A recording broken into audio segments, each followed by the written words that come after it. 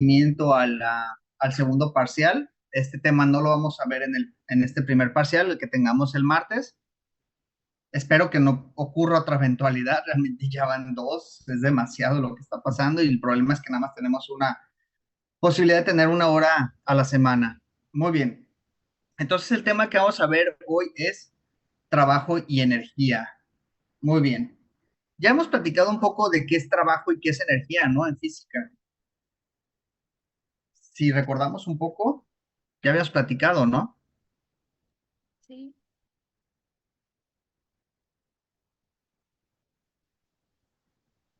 No, no hemos platicado qué es trabajo y qué es energía. Sí, sí lo hemos platicado, maestro. Perfecto, ¿qué es trabajo, Hiromi? Trabajo en física, porque podemos pensar de forma social y decir que para recibir una remuneración, pero bueno, para sí la física, básicamente, ¿qué es trabajo?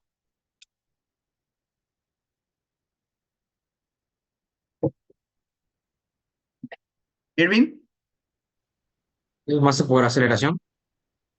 ok, masa por aceleración, muy bien. Precisamente masa por aceleración, lo que se mide en newton, ¿no? No, perdón, en joules. No, perdón, eso es fuerza, masa por aceleración es fuerza, y se mide en newtons. Y el trabajo es newton por metro, ¿no?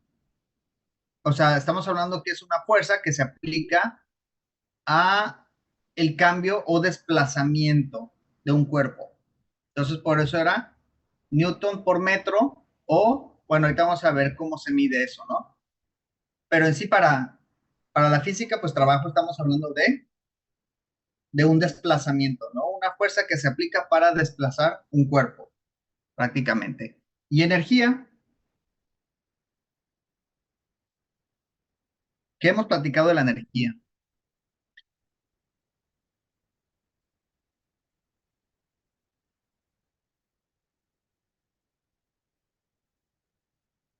¿No hemos platicado de la energía? ¿Nada? Ese se mide en joules, ¿no? Exactamente. Muy bien. ¿Qué volvemos a lo mismo, no? Los joules, joules es newton por metro y al final de cuentas trabajo y energía pues tienen la misma medición, ¿no? En joules. Entonces, por eso están relacionados prácticamente. Muy bien. ¿Alguien había levantado la mano? Creo que no. Bueno, muy bien.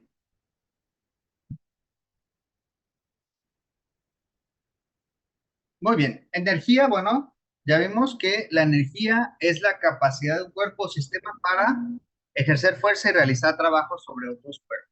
Entonces, energía y trabajo están relacionados. De hecho, ya nos dimos cuenta que ambos se miden en joules o newton metro, prácticamente. Entonces, ahora sí, teniendo este concepto muy general de qué es energía, pues vamos a ver cuántos tipos de energía tenemos, ¿no? O qué tipos de energía tenemos. Muy bien. Energía cinética. La energía cinética es propia, ¿sí? De un cuerpo en movimiento. O sea, es la relación entre la masa y la velocidad de un cuerpo. De hecho, he escuchado, no sé si llegaron a ver ese video en internet, donde una persona, yo no sé de dónde sacó esa teoría absurda, donde dijo que si tenías dos carros, ¿sí?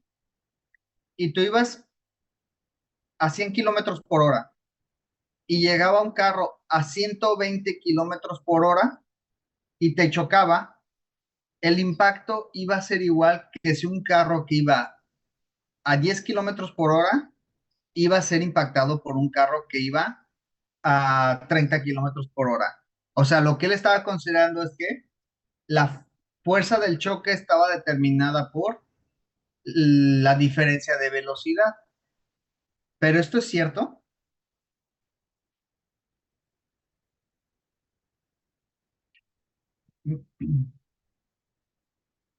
¿Ustedes qué pueden pensar de esa teoría? ¿Tiene que ver con los vectores? Ok, O tiene que nada ver que con... ver. Bueno, puede ser, pero en sí no, porque la energía cinética aumenta cuando aumenta la velocidad. Y lo que no estaba tomando en cuenta esta persona era un curso de física básica, ¿no? Donde el cuerpo va aumentando su energía al aumentar su velocidad. No es lo mismo chocar, aunque la diferencia de velocidad sea la misma de 10 a 30 kilómetros por hora, o de un impacto de un vehículo que va a 10 a uno que va a 30, que uno que va de 100 a 120. ¿Por qué? Porque la energía cinética de los cuerpos es distinta. Y eso cualquier persona, sabemos que cualquier persona que estudia física básica, pues, se va a dar cuenta que no. ¿Por qué? Porque estamos relacionando, ahí ya no relacionó que pues hay una interacción entre lo que es la masa y la velocidad de un cuerpo y un cambio de energía a través de la velocidad, ¿sí? Entonces, es básico, ¿no?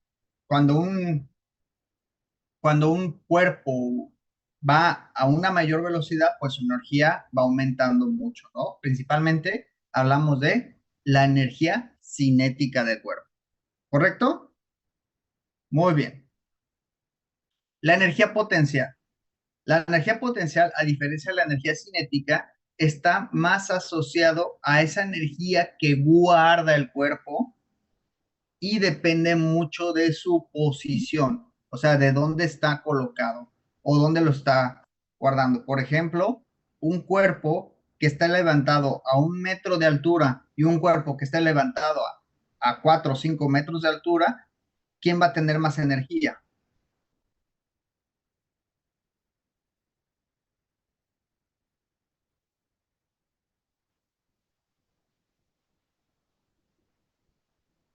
¿Quién va a tener más energía?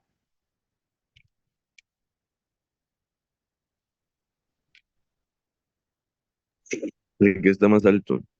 Exactamente, muy bien. No es lo mismo que te arrojen una piedra a 30 centímetros de tu cabeza que te la arrojen desde arriba de un edificio, ¿no? Claro que el golpe va a ser distinto.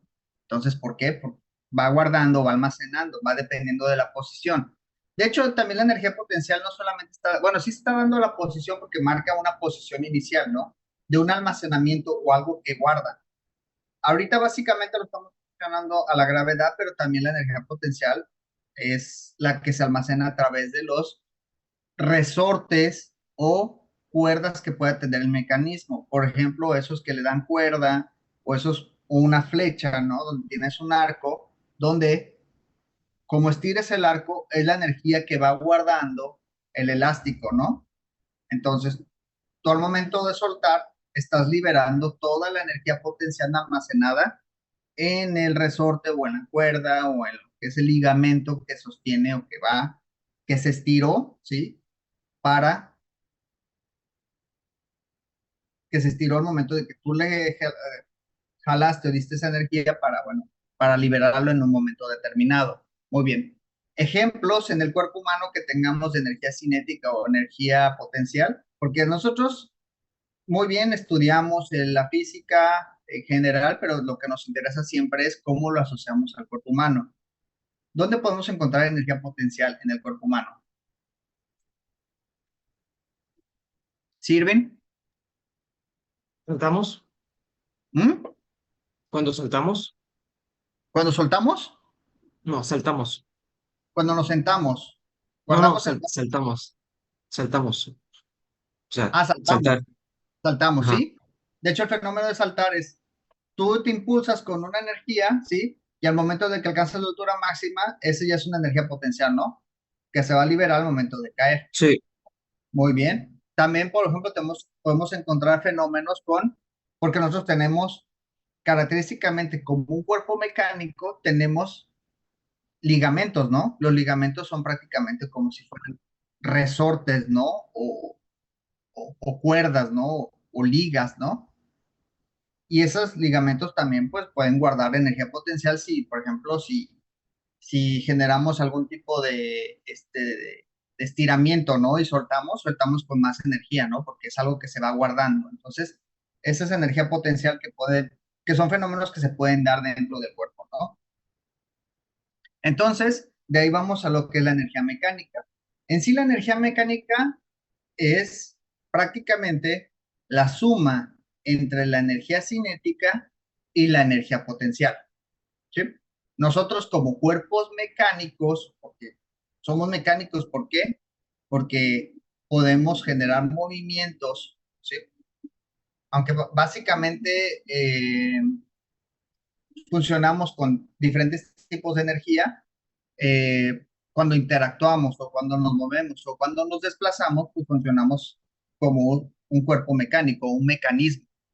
Y no solamente en el movimiento del sistema musculoesquelético, también a través de donde encontramos mecánica, también en el sistema circulatorio, ¿no? Donde tenemos presiones, fuerzas, ciertos impulsos, una bomba enorme que nos genera la fuerza suficiente para distribuir la sangre. Y bueno, vemos todos estos fenómenos donde interactuamos prácticamente taroteo estos dos tipos de fuerza, ¿no? La cinética y la potencial. Muy bien. Energía química, ¿sí?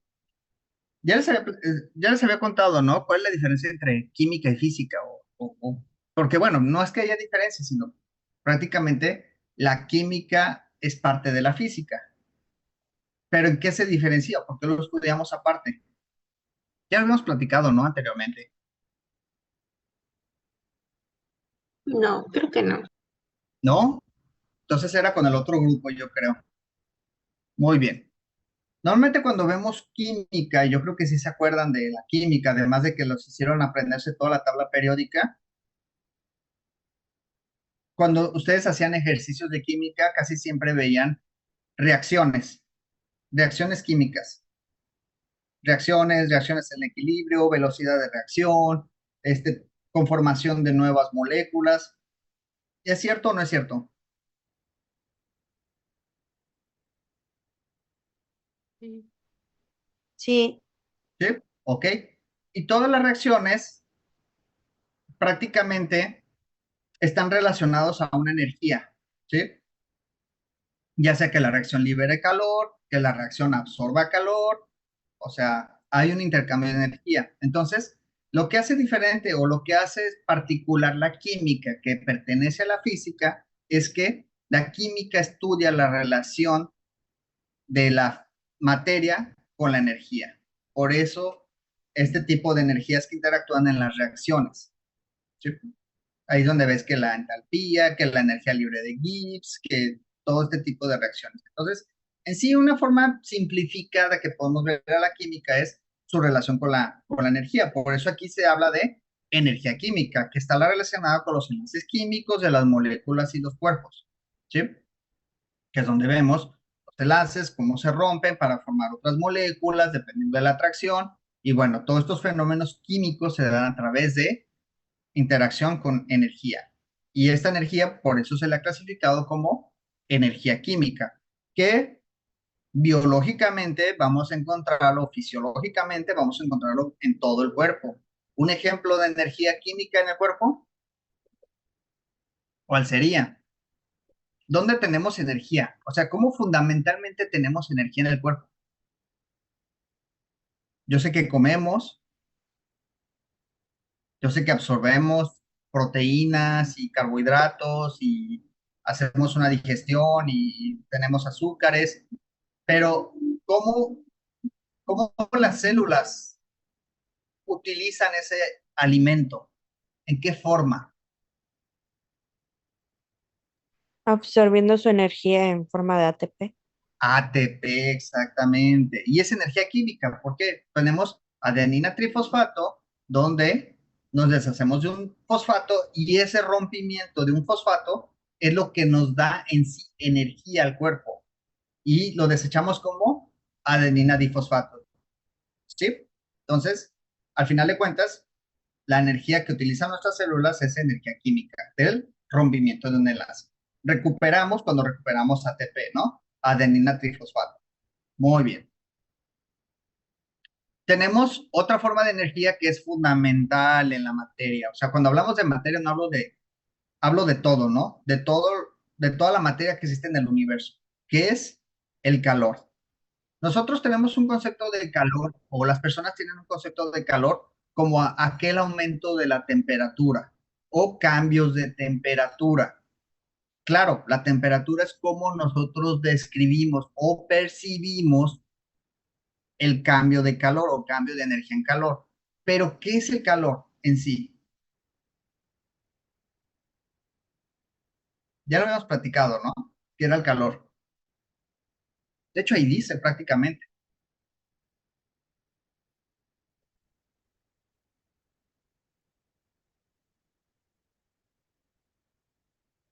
No, ni idea de qué es calor.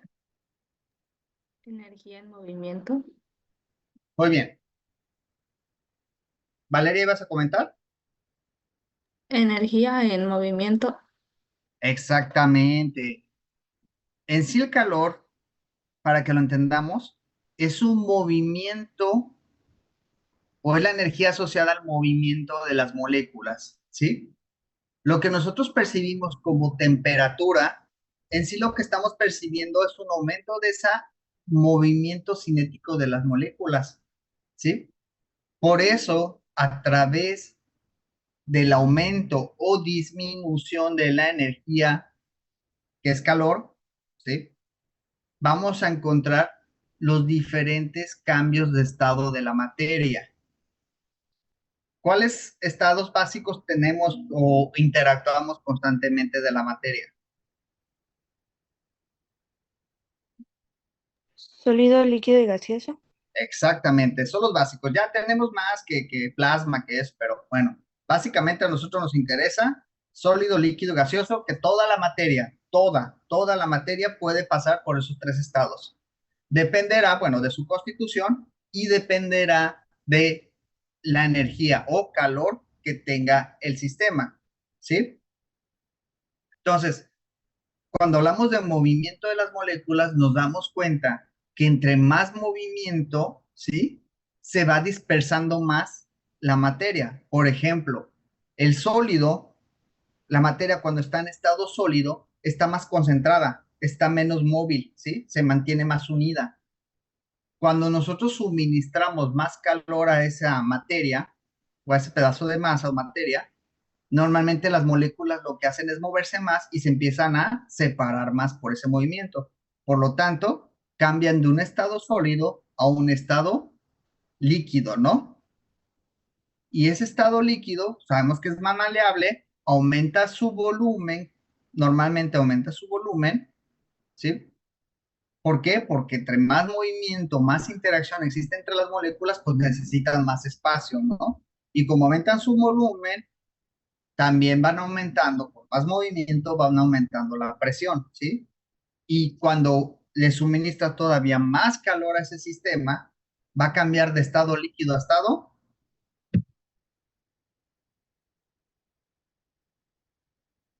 Gaseoso. a gaseoso, exactamente. Y en estado gaseoso es donde encontramos que todavía hay más movimiento de las moléculas, por lo tanto requieren más volumen, si aumentan su volumen, y por lo tanto ese movimiento o ese choque de más partículas es lo que nosotros conocemos como presión, como fuerza de presión, ¿sí? Entonces, si se dan cuenta, ya se empiezan a visualizarlo, ok, el calor en sí no es, no es lo que yo siento como temperatura, sino es un cambio de la materia donde la materia se está moviendo con más fuerza, ¿sí? Las moléculas tienen una mayor fuerza. Ok. Ahora recuerden que el calor, bueno, pues es propio, ¿no? Es propio de la materia, es una característica termodinámica y donde yo les podría preguntar, y no sé si ya les pregunté a ustedes, si ustedes estuvieran en el espacio de forma hipotética, ¿sí? Aunque no existe el vacío completamente, siempre hay una cantidad de átomos, por lo menos. De hecho, creo que hay una cifra de un estándar de cantidad de átomos de hidrógeno por metro cúbico, que es como el estándar en todo el universo, pero pues es mínimo, o sea, es muy poca la cantidad de masa que existe en el espacio. ¿Qué temperatura tendría el espacio? O en un hipotético vacío.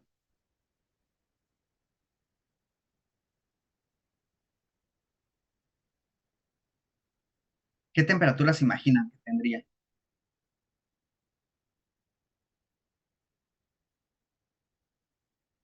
Muy frío. Muy frío. Ok. Bueno, para contestar esto, nosotros nosotros pensamos en frío cuando percibimos una ausencia o una disminución de la energía, o sea, de calor suministrada en el cuerpo, ¿sí?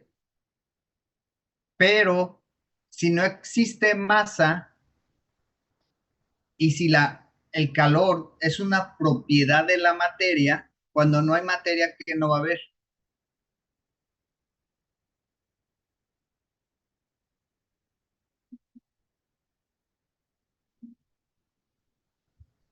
Si no hay materia, ¿qué no hay? fricción, No, o sea, hablo de calor, ¿sí? O sea, si no hay materia, no hay calor, ¿sí? No hay energía. Por lo tanto, en el vacío simplemente no hay temperatura, ¿sí? No puede existir porque la temperatura es una forma en cómo percibimos el calor, pero pues si no hay una masa o algo que almacene o que tenga las moléculas, ¿sí? Que almacene esa energía, pues realmente no va a existir temperatura. Así de simple, ¿sí? Es algo como que difícil de imaginar, pero es una manera en que ustedes o que nosotros entendamos que el calor es una propiedad termodinámica o es una propiedad propia de la materia, no del vacío. En el vacío no puede existir temperatura porque no hay moléculas, ¿sí? Que interactúen, ¿sí? Ahora sí ya más o menos lo captamos. sí, Ok, perfecto. Otra pregunta ya, así, ya tomando el tema. Usted sabe que aquí en Cancún hace mucho calor. Todos lo sabemos, sufrimos el calor, ¿sí? Pero ustedes si viajan a Ciudad de México o a otro lugar, pues es más frío, ¿no? O si suben una montaña, pues todavía es más frío. ¿Por qué? Porque hace más calor a nivel del mar que cuando subimos una montaña. Si se supone que si nuestra fuente de calor es el sol, pues nos acercamos más si subimos más, ¿no? Ah, ¿Por qué hace bueno, más calor? ¿Hay ¿Mm? menos oxígeno? ajá.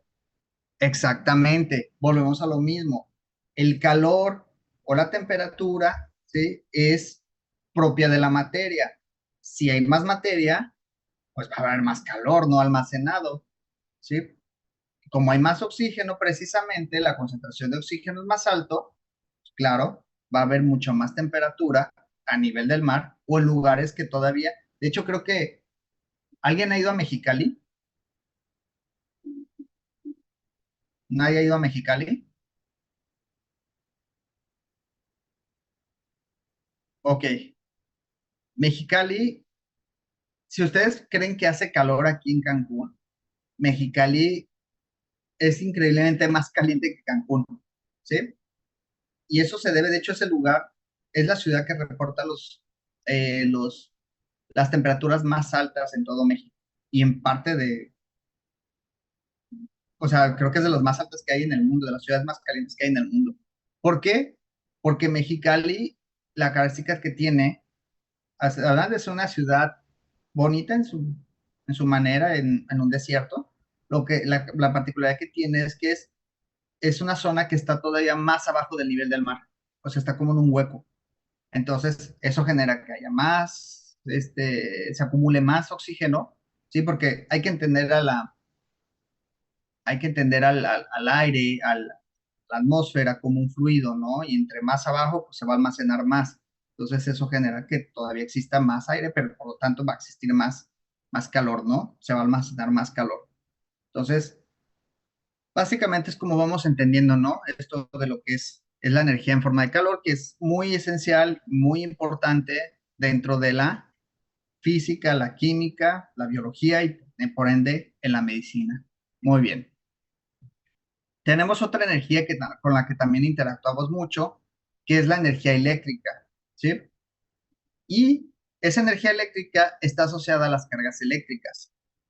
¿Dónde podemos encontrar o por qué nos interesa estudiar la energía eléctrica en medicina? Digo, yo sé que a lo mejor dirán, eso es para los ingenieros eléctricos o electricistas. No, también nos Para el interesa mucho corazón, ¿no? el corazón, ok, muy bien, Hiromi, excelente. ¿Para qué más? La sinapsis, bueno, la electricidad en el cerebro, o sea, los lóbulos, que el lóbulo trabaja más así. Exactamente. Ustedes ya están viendo, si no me equivoco, biología celular, ¿no? O Sí. fisiología celular. Sí, ya están viendo esa materia, ¿no? Biología celular. Exactamente, muy bien. ¿Cómo funciona la célula? ¿Cómo interactúa con su entorno? ¿A través de qué? De la membrana. Ujú, muy bien. ¿Qué hace la membrana? Manda mensajes y señales. Ajá, perfecto, muy bien. ¿Cómo manda mensajes y señales? ¿Qué utiliza? Impulsos eléctricos. Exactamente. Y esos impulsos eléctricos están generados por dos, iones principales, que son el Sodio y potasio. sodio y potasio, exactamente. Eso es como lo básico en, creo que no solamente en biología celular, sino lo básico de la fisiología. La membrana sodio-potasio, donde entra sodio, sale potasio y tenemos este intercambio, ¿no? De iones. Y ese intercambio de iones explican muchos fenómenos que se dan tanto en el corazón, en el nodo sinusal, como en las señales eléctricas que se dan en el cerebro, todos a través de este cambio de iones. Entonces, podemos decir que la energía eléctrica es la que se da en esta polaridad, en estas cargas, ¿sí? En esta diferencia de cargas. Cuando hay una diferencia de cargas, se genera una conducción, ¿sí? Un campo eléctrico. Y ese campo eléctrico el cuerpo lo utiliza en muchos fenómenos, en casi todos, porque pues, todo el cuerpo está constituido por células, todo el cuerpo está constituido por células y todas las células hacen ese tipo de interacción. Entonces, la energía eléctrica la vemos asociada en toda la estudio de la medicina. De hecho, está la especialidad en electrofisiología, que precisamente ve estos fenómenos y que está muy especializada en la parte cardíaca. ¿Por qué? Porque es la parte donde vemos una conducción que debe de estar muy bien sincronizada. Entonces, es importante conocer qué es la energía eléctrica, que se da en un fenómeno de diferencia de cargas. Ok. La energía nuclear, aunque pues realmente el cuerpo no genera así digo, un cuerpo normal o alguien así no genera una degradación o una emisión de radiación o solamente que haya sido contaminado, porque hay cuerpos que han sido contaminados con radiación y son peligrosos porque siguen emitiendo radiación. De hecho, creo que hasta tienen ataúdes especiales para este tipo de cuerpos, pero bueno, son fenómenos especiales, no son propios de lo que vamos a estar estudiando. Pero ¿por qué es importante estudiar la energía nuclear? Bueno, primero la energía nuclear es la que está asociada a los núcleos de los átomos, o sea, es esa energía que se libera por la degradación del átomo, ¿sí? Principalmente de los isótopos, que no sé, yo creo que sí lo estudiaron en prepa, que cada uno de los isótopos, que cada elemento puede tener isótopos que son muchas veces inestables, que es la variación de neutrones en el átomo, ¿sí?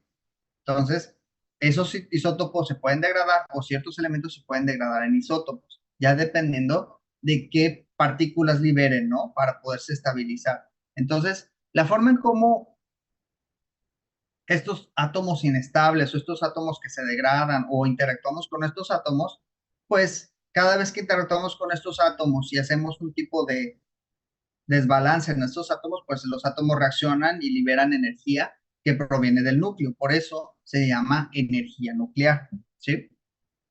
¿Para qué nos interesa conocer la energía nuclear en medicina?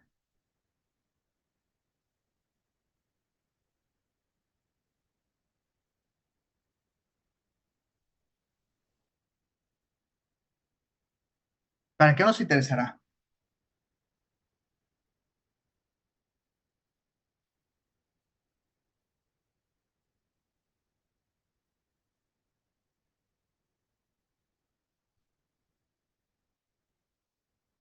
Sería como para cuando hacen tomografías y todo eso, o también hay radiofármacos que usan al hacer un ataque contrastada o cosas así.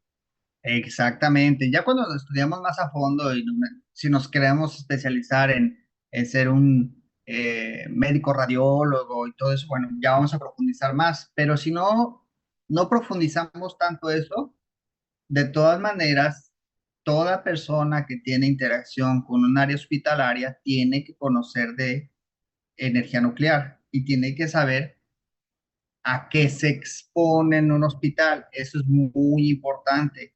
Es importante que conozcamos y respetemos la energía nuclear o la radiación ionizante y la que no es ionizante.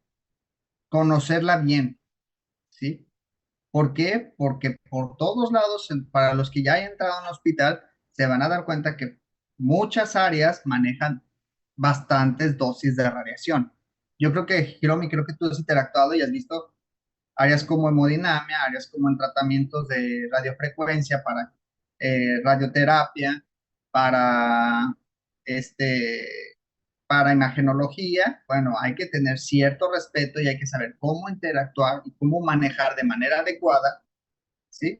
Esta energía que nos puede servir para muchas aplicaciones en medicina, ¿no? Entonces es importante conocerla y saberla respetar y saber cómo podemos usarla de manera segura. Eso es muy importante. Créanme, es un tipo de energía que ni siquiera se siente, pero después hace mucho daño. Entonces, por eso es bueno conocerla. No temerle, simplemente saber cómo interactuar con este tipo de energía y cómo funciona. Muy bien. Entonces, de la energía nuclear tenemos la famosa energía radiante, que está asociada a la radiación, que tiene que ver principalmente con el espectro electromagnético. ¿Alguien ha escuchado ese concepto de espectro electromagnético?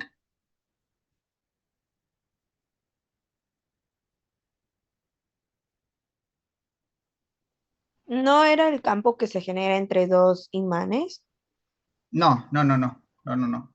Yo creo que ahorita ustedes, como ya son más del área digital, digamos, aunque todavía se usa, cada vez se habla un poquito menos de este espectro.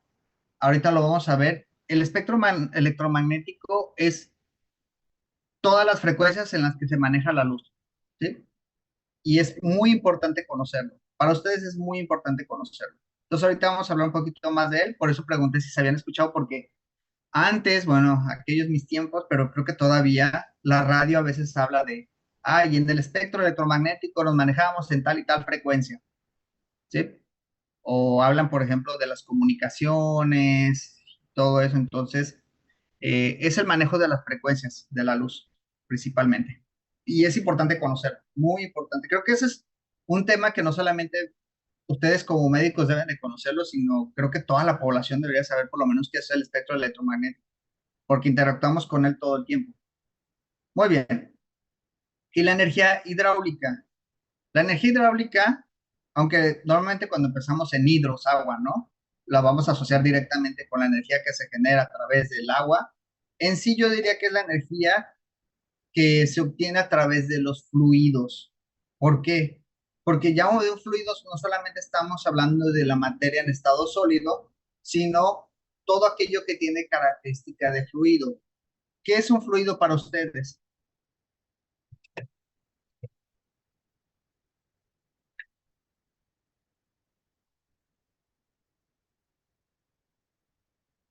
¿Qué sería un fluido?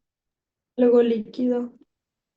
Ajá, normalmente nos vamos pensando en algo líquido, pero en sí entender que un fluido no solamente es la materia cuando está en estado líquido, entendemos que fluido es, hablamos de cualquier de los estados de la materia que presentan características de fluido y no solamente engloba los estados líquidos, sino también el estado gaseoso, porque un fluido es aquel estado de la materia que puede ser mol- moldeado prácticamente o puede fluir o puede adaptarse al entorno que lo encierra, ¿sí?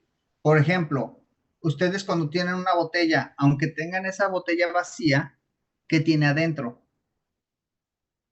O sea, cuando tengan una botella vacía, aunque no tenga líquido, ¿qué tiene adentro? Oxígeno. Exactamente, tiene oxígeno, bueno, tiene aire, ¿no? con todos sus gases que pueda tener, ¿no? Y esos gases, al final de cuentas, tomaron la forma de la botella porque están contenidos en ese envase. Entonces, el fluido es lo que es eso, es como una propiedad que no solamente es propia, porque normalmente lo asociamos a los líquidos, pero también los gases lo tienen, de poderse adaptar y poder, digamos, moverse de esa manera, ¿sí? Los sólidos no lo presentan, los sólidos no pueden ser fluidos, pero un gas sí puede fluir, ¿sí? Cuando entendemos a la atmósfera, al aire, como un fluido, bueno, vamos a poder explicar muchos fenómenos así, por qué los aviones vuelan, ¿no? Y las aves vuelan. ¿Por qué? Porque lo que hacen en sí es fluir o surfear, digamos, en el aire, ¿no? Prácticamente. ¿Por qué? Porque pues, al final de cuentas el aire también es un fluido. Y por eso aquí también se pone que la energía eólica está asociada a la energía hidráulica, aunque no esté obteniendo su energía a través de un líquido, sino de un gas. ¿Ok? Entonces ya entendimos más o menos ese concepto de lo que es un fluido.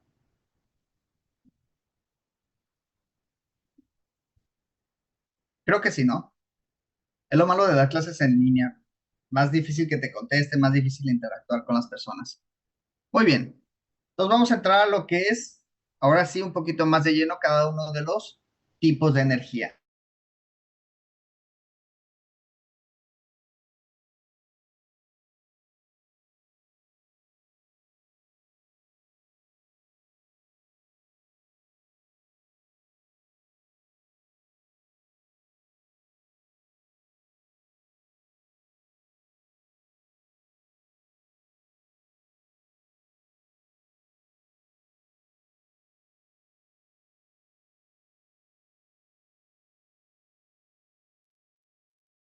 ¿Me escuchan? Sí, Profe. Perdón, no sé por qué me sacó. Realmente es muy raro. Estábamos aquí, ¿no? Una disculpa, no sé, me sacó de repente. Muy bien. Entonces le está comentando que tenemos primero la energía mecánica, que es la suma de la energía cinética y la energía potencial. ¿Sí? Y sabemos que ambas se miden a través de joules. Y el joule sabemos que es kilogramo por metro cuadrado por segundo al cuadrado. Creo que esto ya lo vimos, ¿no? En un esquema que les estuve viendo de la relación de fuerza, masa por aceleración, y esto daba Newton. Newton por metro nos da un joule, y pues yo cuando multiplicamos nos va a dar esta cifra, ¿no? Importante esta cifra es que cada vez que vemos joules, pues vamos a calcularlo a través de cómo maneja la masa como kilogramos, lo vamos a manejar como kilogramos. Como yo lo maneja en metros, vamos a manejar los metros y los segundos igual, ¿no? El tiempo en segundos. Entonces, es importante conocer estas equivalencias. Ahí disculpen si no lo puse como exponente, pero es metros cuadrados y segundos al cuadrados. Muy bien. Entonces, la energía cinética, ya sabemos que es una energía que está asociada con la masa y la velocidad que tenga el objeto. Muy bien. Y se calcula de esta manera. Es un medio por masa por su velocidad al cuadrado. ¿Correcto? Muy bien. La energía potencial es la energía asociada a la posición del cuerpo, ¿sí? La que guarda el cuerpo en una posición o la que se libera de forma inicial, ¿no? Prácticamente. Y la energía potencial está dada por masa por la gravedad. ¿A qué equivale la gravedad?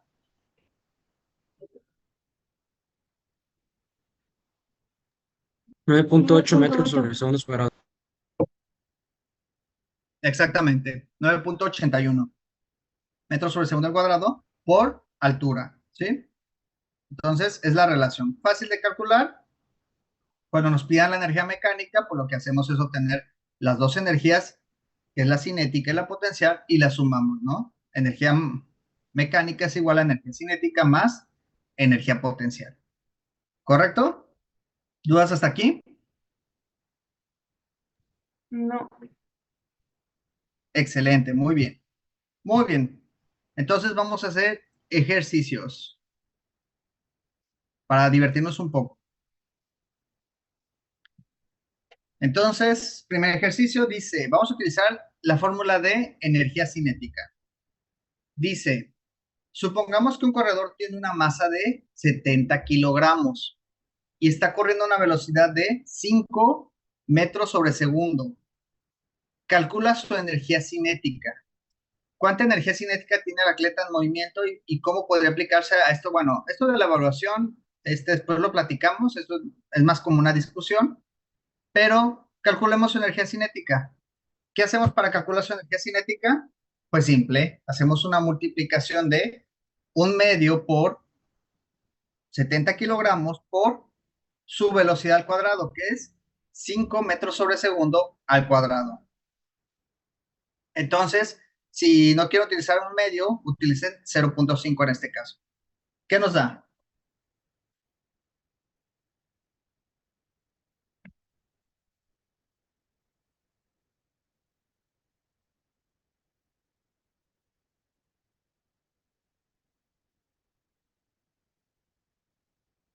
$0.5 por masa, que es 70 kilogramos, por velocidad, que es 5 por metro entre segundo, 5 metros por segundo. Acuérdense que todo se eleva al cuadrado.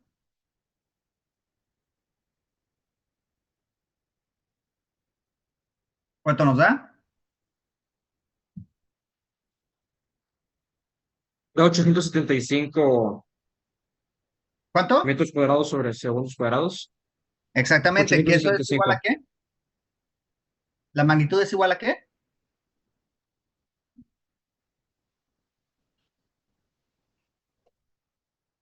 A ver, Irving, ¿me lo puedes repetir de nuevo? Ah, sí. 875 metros cuadrados sobre segundos cuadrados. ¿Y en kilogramos? Ah, sí, lo borré. Es 875 kilogramos por metros cuadrados sobre segundos cuadrados. Ok, perfecto. ¿Y esos kilogramos por metros cuadrados sobre segundos cuadrados a qué equivale? ¿A joules? A joules, exactamente. Entonces es, Sería 875 joules. exactamente, muy bien. Ya ves, por eso es importante las magnitudes. Lo que te dio fueron joules. Perfecto, muy bien. ¿Dudas hasta aquí de este ejercicio? ¿Los demás?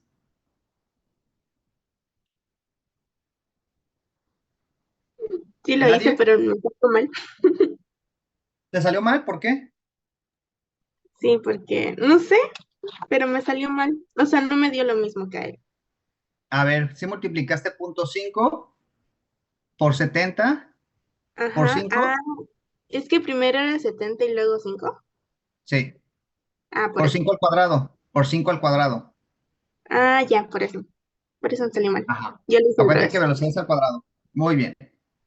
Es bueno que quede despejada las dudas si nos salió mal, porque al rato así es que se quedan con esa duda y se forman estos famosos atavismos, ¿no? Que nunca corregimos y al rato, pues, nos llevamos el error hasta el examen y de siempre. Muy bien. Entonces, hacemos el segundo ejercicio. Dice, un fisioterapeuta trabaja con un paciente que ha sufrido una lesión en la rodilla.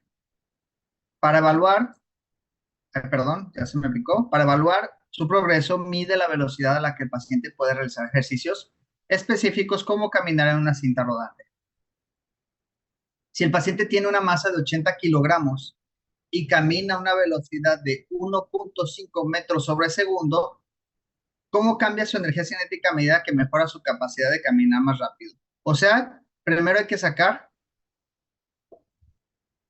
¿sí? Su energía cinética que tiene en esta primera prueba. ¿Qué energía cinética tiene? ¿Qué vamos a hacer? Multiplicar 0.5 por 80 kilos por 1.5 metros sobre segundo al cuadrado. ¿Cuánto nos da? 90. ¿90? Sí. Ok, perfecto. ¿90 qué? Joules. Joules. 90 joules. Perfecto, excelente. Muy bien. Y luego, antes de contestar la primera, contestamos la segunda pregunta. ¿A qué velocidad se desplaza el paciente si su energía cinética es igual a 160 joules? ¿Qué hacemos? Pues despejamos, ¿no? La velocidad. Lo que vamos a hacer es pasar todo lo demás. Por ejemplo, 1/2, ¿sí? Como el 2 está multiplicando, está dividiendo, pasa multiplicando, ¿no? Y el 1 como está multiplicando, pasa dividiendo. Entonces, 2/1 me da 2, ¿no?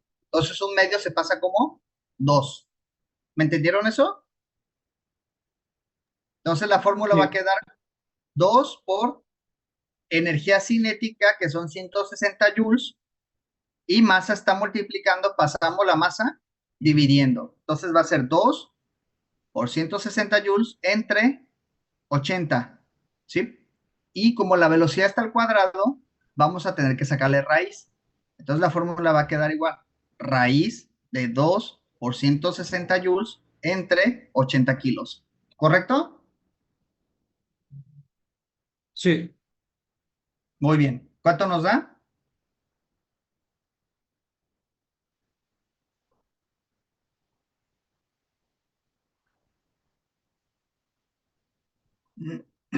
Dos 2. ¿2 qué? metros sobre segundos.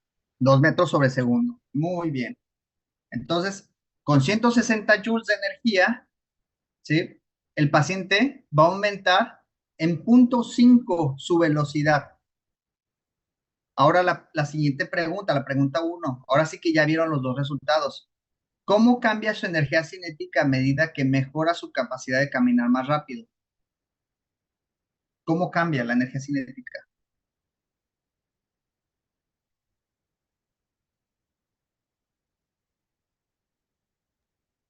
¿Puedo repetir la pregunta, profe? Por favor. ¿Cómo cambia su energía cinética a medida que Ok. mejora su capacidad de caminar más rápido?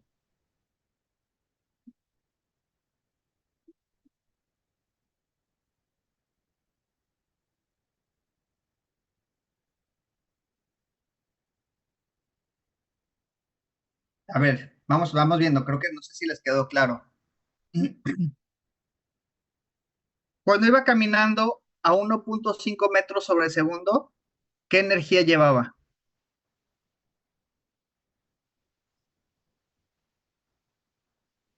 Eso ya lo 90. calcularon. 90 90. joules. Ajá. Y cuando iba caminando a 2 metros sobre segundo al cuadrado, ¿sí? Perdón, 2 metros sobre segundo, ¿qué energía lleva? 160 joules. Exactamente. ¿Sí notan la proporción de crecimiento de energía con respecto a la velocidad? Sí. ¿Cuál es esa proporción?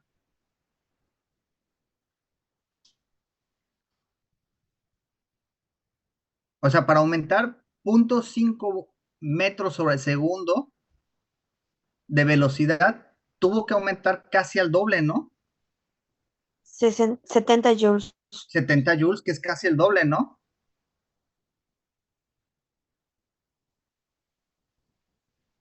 Pues sí. Sí. Sí. Sí, ¿no? ¿Y eso por qué?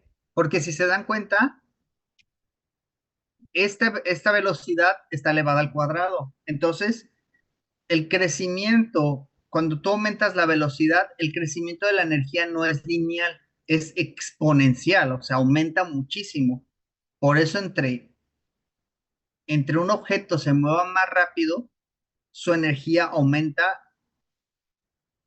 se duplica, se duplica, ¿sí? Prácticamente. O sea, su crecimiento va aumentando de forma exponencial, ¿sí? O sea, se requiere más energía para llevar un cuerpo de 10 metros sobre, o de 10 kilómetros por hora a 20, se requiere menos energía para llevar de un cuerpo de 10 kilómetros por hora a 20 kilómetros por hora que llevarlo, se requiere menos energía que llevarlo de 20 a 30. ¿No? O sea, cada vez que aumentamos la velocidad, requerimos más energía para aumentar, o sea, vamos aumentando casi al doble la energía que requerimos para aumentar su velocidad. Por eso cuando hablamos, no sé si recuerdan que les comenté que había una persona que decía que un carro que va a 120 impacta a un carro que va a 100, el impacto va a ser el mismo que un carro que va de 10 a 30. o sea, de 30, que impacta un carro que va a 10, ¿creen que lleva la misma energía? No. No, ¿verdad? ¿No? Porque entre más aumenta la velocidad, la energía que lleva el carro, la energía cinética, se aumenta de forma exponencial. ¿Correcto? ¿Ya lo pudieron visualizar?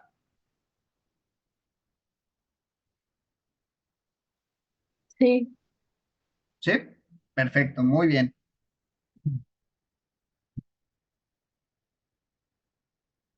Muy bien. Vamos a hacer otro que conlleva ya lo que es la energía mecánica. ¿Que la energía mecánica qué es? La energía cinética más la energía potencial. Exactamente, es la suma de las dos, ¿verdad? Ok, entonces empezamos. Un fisioterapeuta está trabajando con un paciente que está levantando pesas. El paciente levanta una pesa de 20 kilogramos a una altura de 1 metro sobre el suelo. Calcula la energía mecánica total del sistema y explica cómo esta energía mecánica se relaciona con la energía potencial y cinética. Ok, entonces para calcular la energía mecánica, pues primero tenemos que calcular la energía cinética y la energía potencial, ¿verdad? Y bueno, para calcular la energía potencial, tenemos que multiplicar la masa. ¿Cuál es la masa? 20 kilogramos por la gravedad. ¿Cuál es la gravedad? 9,81 metros sobre segundo al cuadrado. ¿Y cuál es la altura? 1 metro sobre el suelo. ¿Cuánto me da? 20 ciento kilogramos. noventa y seis ¿Cuánto? Todos. No los escuché, Bueno, a perdón. mí me dio 196.2. 196,2, ¿qué?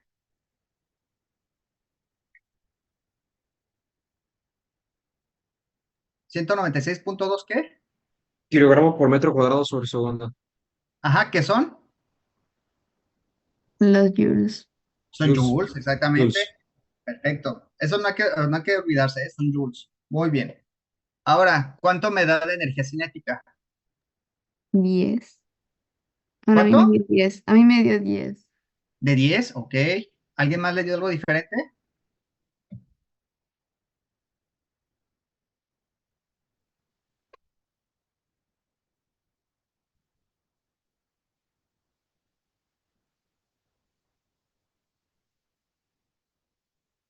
Igual en medio 10. A ver, ¿por qué les dio 10? No sé, siento que lo hice mal. ¿Por qué? Es la de un medio, ¿no? ¿Un medio? Ajá. Un medio Sí, por sí, sí. los 20 kilos Exacto. por 1 metro sobre el suelo ¿Por qué? al cuadrado, ¿no? Porque dice ¿Por uno, qué? altura No, de un, ¿no? altura es una posición. Ah, sí es cierto, sí es cierto, sí es cierto. Ya me di cuenta, ya. Ajá. Y O sea, ya. no hay velocidad. Sí. La velocidad es Cero. cero. Cero. Entonces la energía cinética es Cero. 10. cero. Cero, ¿no? Hay Porque que si despejar. multiplicas todo, y lo multiplicas por cero, pues te da cero, Sí, ¿no? cero. Sí, por eso. Ahí. Ya entendí. Exactamente. Irving,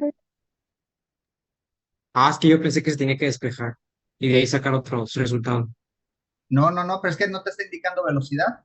Por lo tanto, el objeto no tiene energía cinética, pero sí tiene energía potencial, ¿sí? Entonces, ¿cuánto me da la energía mecánica? 196 joules. Exactamente. O sea, sumas cero más la energía potencial, pero pues entonces prácticamente la energía mecánica en este caso solamente es igual a la energía potencial. Muy bien. ¿Dudas hasta aquí? No. Ok, No. perfecto. Muy bien. Vamos a ver la siguiente pregunta. Un médico evalúa la capacidad de un paciente para realizar un salto vertical, o sea, hacia arriba, ¿sí? El paciente que pesa 70 kilogramos salta desde el suelo con una velocidad inicial de 2 metros sobre segundo. Calcula la energía mecánica total del paciente, ojo, en el punto más alto del salto y en el punto más bajo del salto. O sea, que sea justo antes de aterrizar. Primero vamos a calcular la energía mecánica en el punto más alto, ¿sí? Entonces, perdón, ¿eh? Entonces la energía mecánica, primero calculamos energía potencial. Energía potencial es igual a 70 kilogramos por la gravedad, que es 9.81, por la altura. Aquí supongamos, porque no nos especifica mucho, que el salto lo dio en un segundo y que llegó a los 2 metros sin el cambio de eso. O sea, llegamos que llegó a los 2 metros, ¿sí? ¿Cuál sería su energía potencial?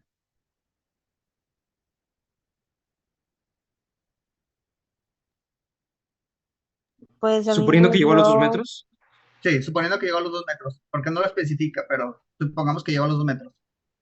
Sí, me dio 1373.4 1373.4. joules. Ok, perfecto, excelente, muy bien. ¿Y energía cinética? Es un medio, 140 joules. 140 joules. Ok, volvemos a lo mismo. Cuando llega al punto más alto, un medio por la masa, que son 70 kilogramos, por la velocidad. ¿Cuál es la velocidad que tiene el punto más alto? Cero.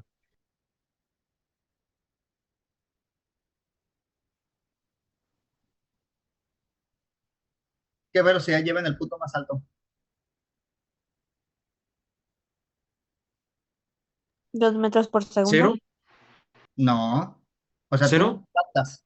Ajá, y tu velocidad final. O sería negativo, ¿no? 2 No, metros. prácticamente cuando en el punto exacto, cuando tú llegas al punto más alto, te detienes, Cero. ¿no? Es cero la Sí. velocidad. Entonces, ¿cuál es la energía mecánica en el punto más alto? Pues si la energía cinética es cero, pues solamente se toma la energía potencial, ¿no? Y va a ser igual a 1373.4 joules. exactamente, muy En el bien, punto más alto.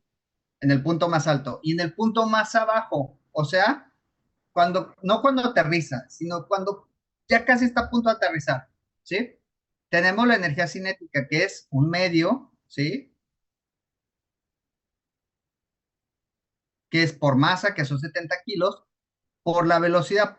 Supongamos, porque no nos dan estos cambios, de hecho está muy simplificado el problema, supongamos que regresa con la misma velocidad, que alcanza la misma velocidad de 2 metros sobre segundo. ¿Cuánto me daría cuando va a llegar con esa energía cinética?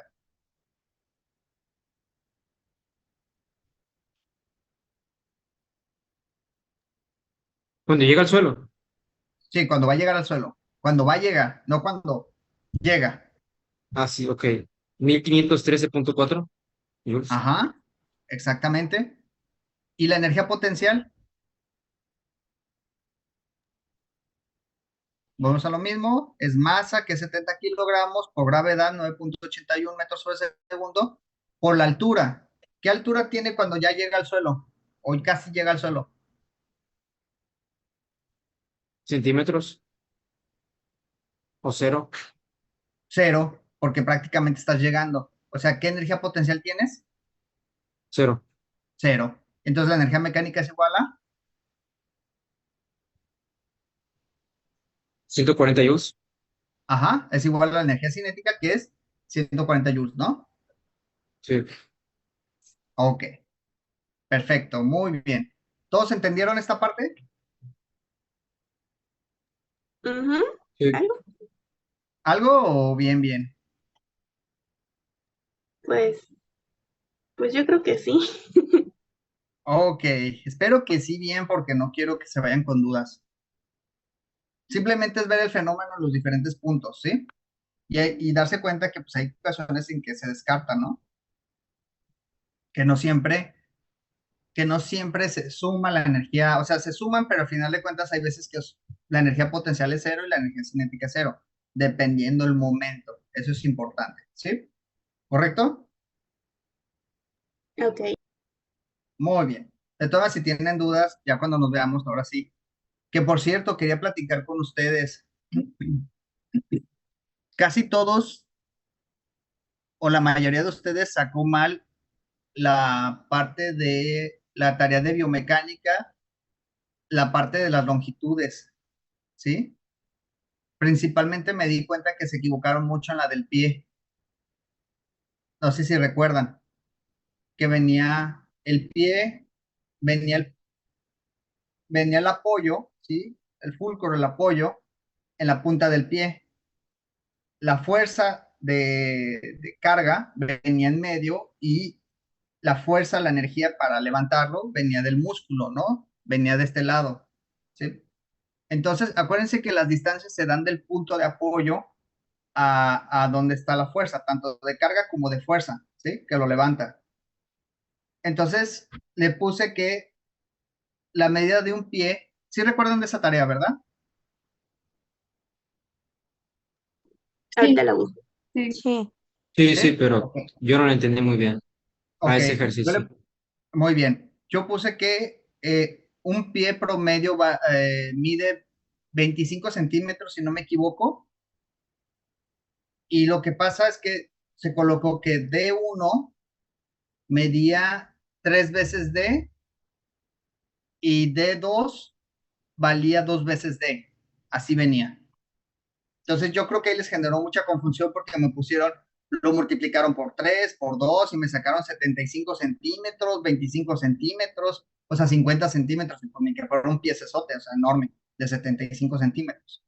Lo que ustedes tenían que ver era observar que D1 abarcaba todo el pie y D1 valía 75, perdón, 25 centímetros, ¿sí?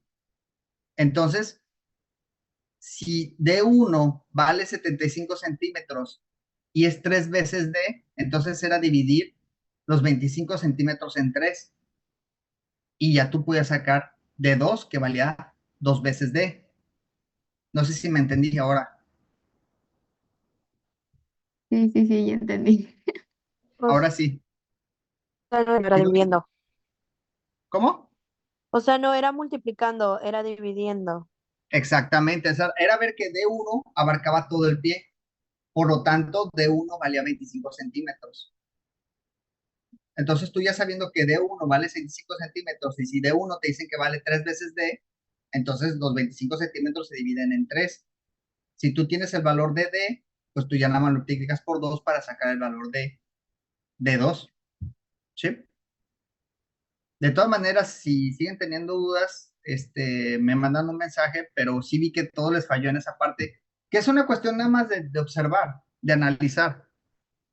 Muchos me hicieron despejes y todo eso, y pues no era tanto por ese lado, sino más bien era de observar la palanca y observar las mediciones. ¿Correcto? Muy bien. Energía química. Bueno, ya vimos un poquito de lo que es la energía química, ¿sí? Que la energía química es esta parte de la interacción entre moléculas y enlaces, covalentes, enlaces de los átomos, ¿sí? Es la interacción. Se utiliza mucho, sí. Es la forma como obtenemos energía en el cuerpo, correcto, por medio de ATP, ¿sí? Y se utiliza esta medida que es la caloría. ¿Qué es la caloría? Pues equivale a ¿cuántos joules? 4.184. 4.184 joules, correcto. De hecho, en medicina, joules lo van a utilizar realmente muy poco, lo utilizan más que todo cuando hablan del desfibrilador. Ahí sí creo que ven la carga en joules. Este, pero casi siempre en fenómenos fisiológicos van a utilizar mucho el término caloría, que realmente si se dan cuenta, pues la relación es muy extraña, porque Joule sabemos que viene de masa, kilos y metros sobre segundo y todo eso, de prácticamente a la segunda ley de Newton. Pero ¿por qué caloría? ¿De dónde se les ocurrió caloría? Que no es algo que esté muy bien relacionado con joules, porque son 4.184, es un sinsentido. Pero ¿por qué caloría? ¿Por qué se usa mucho en biología, en química, en medicina? ¿De dónde viene la caloría? Creo que ya habíamos platicado, ¿no? ¿De dónde viene la caloría?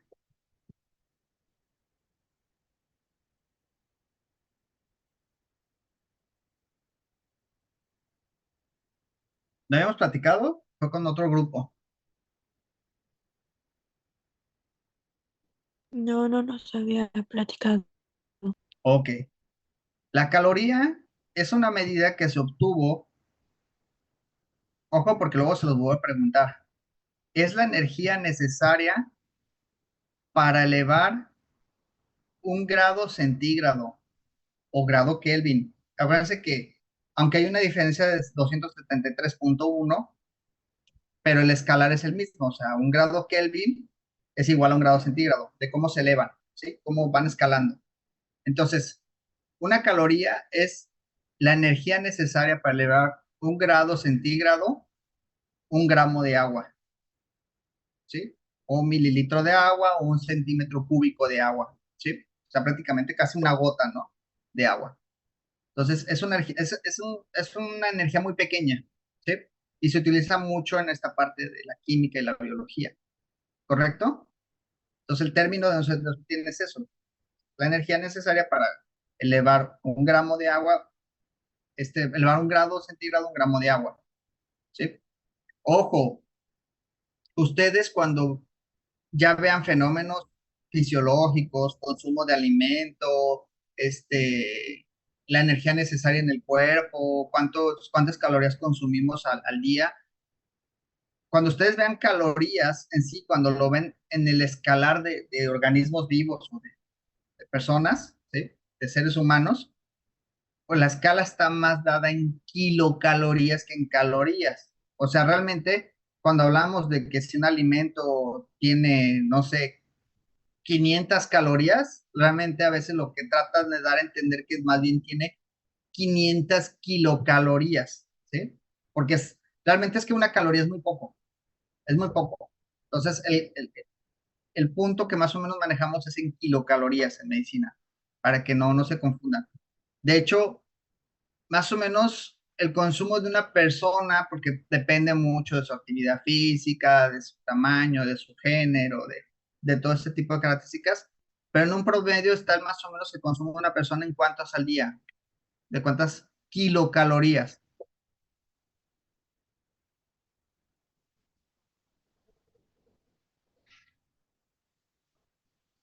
¿No? ¿Ni idea?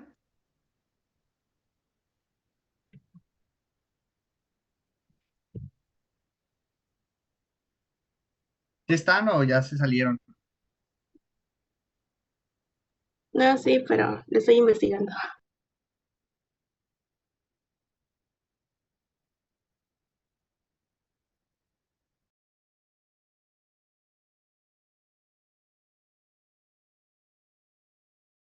¿Kilocalorías o calorías?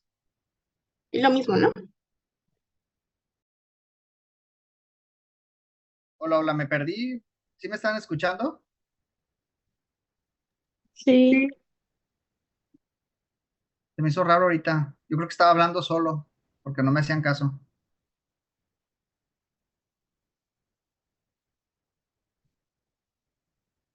Ahora sí, bueno, les estaba preguntando acerca de las calorías, más o menos el consumo de una persona en promedio, porque sabemos que por el consumo de calorías o kilocalorías, que es el consumo, que es la escala que manejamos, de una persona depende de muchas características de su actividad física, si es deportista, si es sedentario, qué tipo eh, de su estatura, ya saben, de muchas características, pero en promedio más o menos en cuánto está el consumo de kilocalorías, bueno, porque, ¿cómo? bueno, yo investigué que es de 1.600 a 2.000 calorías al día para mujeres y para hombres de 2.000 a 2.500 calorías. Exactamente. Nada más que Hiromi no son calorías, son kilocalorías, ¿sí? Ese hay que tener mucho cuidado porque no es que sean, o sea, aunque muchas veces nos lo manejan como caloría, no, es que 2000 y tantos serían muy pocas calorías. Estamos hablando de kilocalorías en el consumo, en energía, ¿sí? ¿Eso sí quedó claro? Sí, Ok, perfecto, muy bien. Ok, ¿qué es calor? ¿Qué nos quedó que era el calor? Energía en movimiento. El movimiento de las moléculas, exactamente. Que eso es lo que bueno, nos va a pasar por los diferentes estados y bueno, sabemos que el calor es una forma de energía que es una propiedad de de la materia, ¿no? Es propia de la materia. Muy bien. De hecho, no sé si, bueno, vamos a repasarlo después, pero no sé si hayan visto la tercera ley de la termodinámica que dice que no podemos llegar al cero absoluto. ¿Cuál es el cero absoluto? Pues los menos 273 grados centígrados, ¿no? Que es el cero Kelvin. ¿Por qué no podemos llegar al cero absoluto?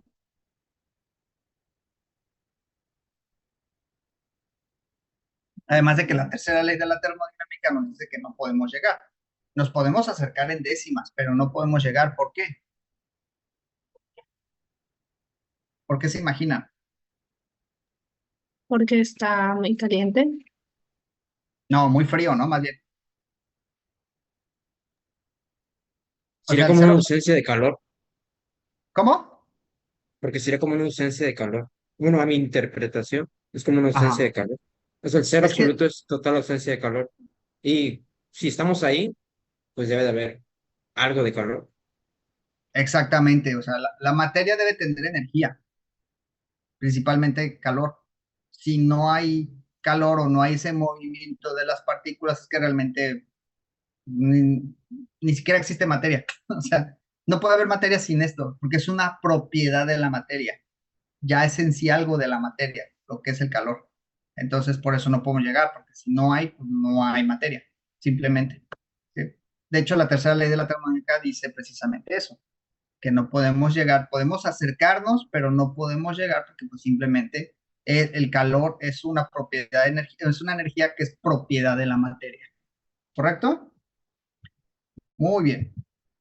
Energía eléctrica, bueno, ya vimos que la energía eléctrica se obtiene a través de este cambio o esta diferencia de cargas. Y bueno, y uno de los mayores ejemplos que tenemos es el uso en el corazón, donde tenemos, donde se genera la despolarización del nodo sinusal y bueno, ahí es donde se genera todo este fenómeno, ¿no? Toda esta corriente o esta despolarización de todas las paredes del corazón, donde nos pueden generar lo que es el bombeo, ¿no? O sea, se comprimen las aurículas y se tienen que ir coordinando. ¿Por qué se estudia mucho? Porque realmente cualquier tipo de afectación en la despolarización, repolarización, transmisión, cualquier cosa que afecte este ritmo eléctrico del corazón, pues realmente nos va a generar un problema en salud, ¿no? Por eso hay los cardiólogos o hay personas especializadas en electrofisiología que precisamente casi siempre se dedican a la parte cardíaca, ¿no? A la colocación de marcapasos, a la corrección de ciertos tejidos dentro del corazón. ¿Para qué? Para que realmente podamos controlar ese ritmo o esa polarización o despolarización. ¿Ya han visto, o a lo mejor todavía no les toca esa materia, pero me imagino que sí conocen el electrocardiograma, ¿no? Y cómo se llama cada una de sus ondas del electrocardiograma? ¿Qué tenemos? Tenemos la onda P, ¿sí? Tenemos el complejo QRS y tenemos la onda T, ¿sí? ¿Saben a qué corresponde la onda P?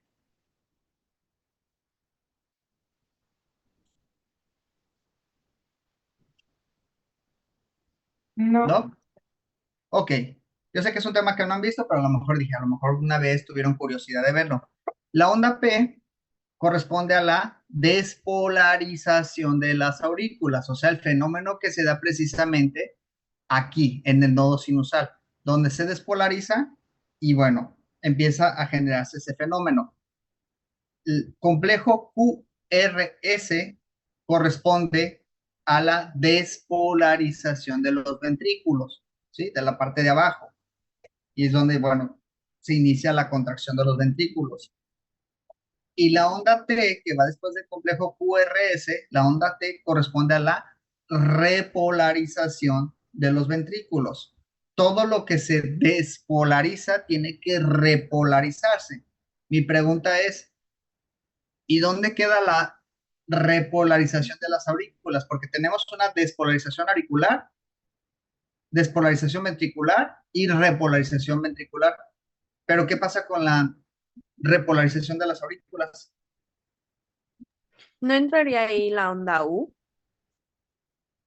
Sí, puede ser, pero principalmente, Hiromi, lo que pasa es que el complejo QRS como que oculta o opaca la señal que pueda generar la repolarización de las aurículas.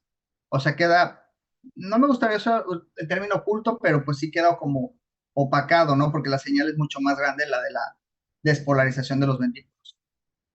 Entonces, eso se los van a explicar más en fisiología, pero bueno, ya es importante que ya vayan entendiendo más o menos a qué va con eso, ¿no? Y por qué es importante esa señal, ¿no? La del electrocardiograma y todo lo que nos puede representar el electrocardiograma. Muy bien. Energía nuclear. Ya vimos que la energía nuclear es la que se genera con la distorsión del núcleo del átomo. Muy bien. Y mi pregunta aquí, por ejemplo, aquí me gusta esta imagen.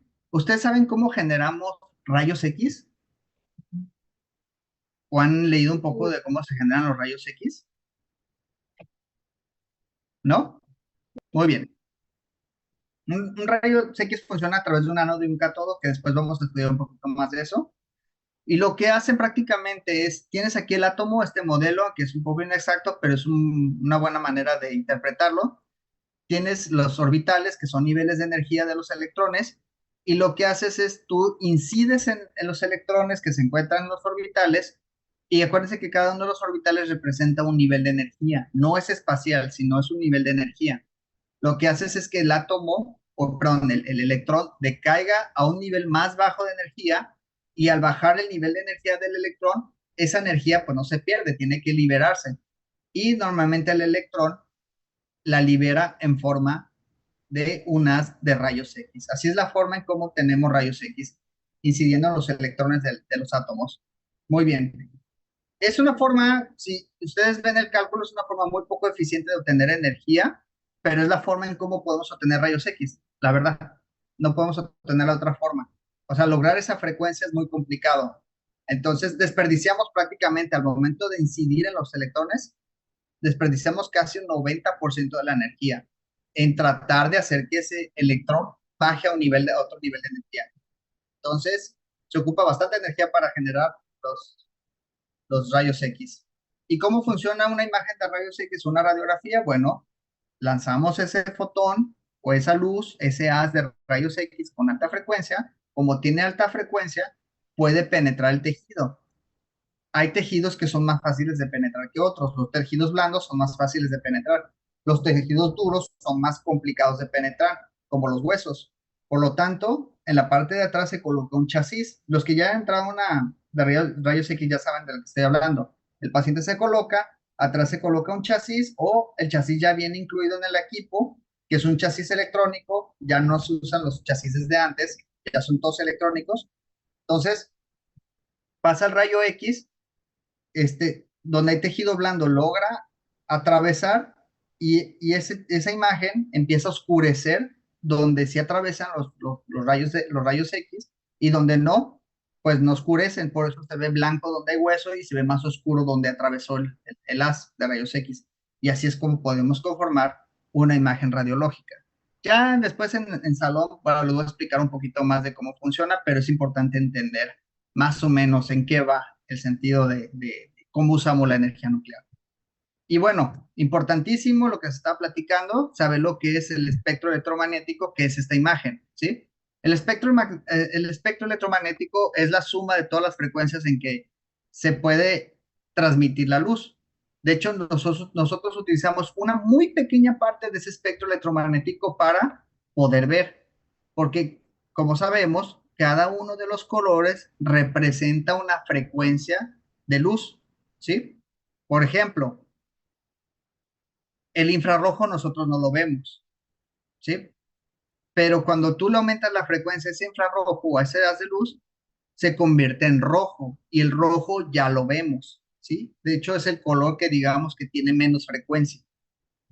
vamos aumentándole la frecuencia y vamos pasando por los diferentes colores que podemos ver hasta llegar al color que tiene más frecuencia, que es el violeta. Y si aumentamos la frecuencia de ese color, pasamos al ultravioleta. Y el ultravioleta ya es un haz de luz que no podemos ver. Y por eso, de hecho, habla mucho de los filtros UV y todo, porque tiene más frecuencia, por lo tanto, puede penetrar más los tejidos. Por eso es tan dañino los rayos ultravioleta. Y además de que pues, es una luz que no podemos ver, porque ya sale de nuestro espectro de vista. ¿Por qué es importante entenderlo? Bueno, porque de la luz visible que vemos, de esa pequeña parte que nos permite ver, para abajo pues existen las famosas frecuencias microondas o frecuencias de radio, que son las que se utilizan para los celulares, para la transmisión de la radio, para las comunicaciones. O sea, de hecho, a cada empresa le dan una concesión de parte del gobierno para que pueda transmitir en una cantidad de frecuencias y así ustedes puedan tener comunicación. Y después de esa luz visible que nosotros vemos, para adelante, pues existe el ultravioleta y bueno, ya es donde encontramos el espectro de los rayos X o rayos gamma, que son luz a alta frecuencia. ¿Son peligrosos para nosotros? Sí, porque como la luz entre más frecuencia tenga, tiene la capacidad de penetrar, entonces estos rayos pueden penetrar hasta la célula, pueden penetrar hasta el núcleo y pueden afectar las mismos, digo, el mismo ADN, ¿no? Pueden hacer algún daño ahí. Entonces, por eso es tan peligroso la luz cuando se encuentra, o estos radiación que se encuentra a alta frecuencia, ¿no? Ya después en clase lo podemos ver más a fondo, pero es importante que ustedes vayan conociendo lo que es el espectro electromagnético. Muy bien. ¿Dudas hasta aquí? No, ¿No? Ok, nada más nombro asistencia y nos vamos.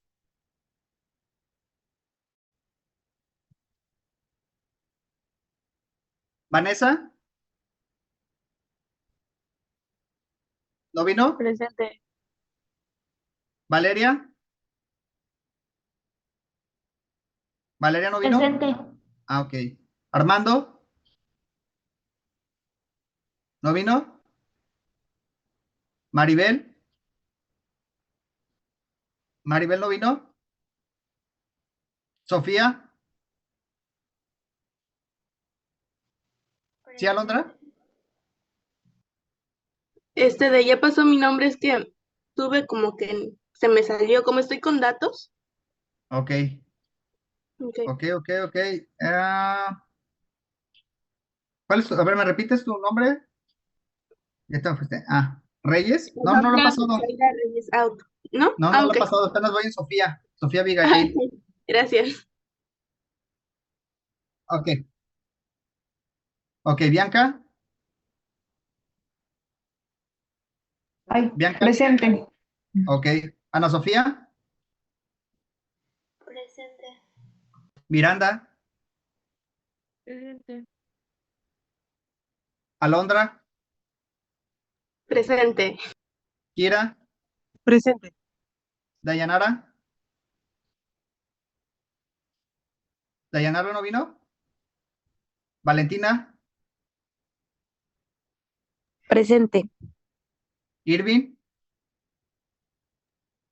Presente. Australia. ¿Australia no vino? Sue, Presente. Victoria,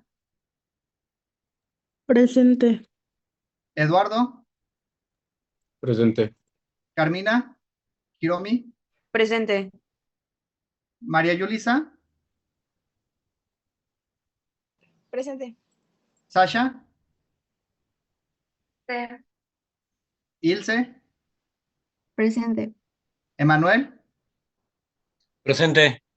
Daniel, Daniela, perdón, Isabel, Presente. Lucio, Obed.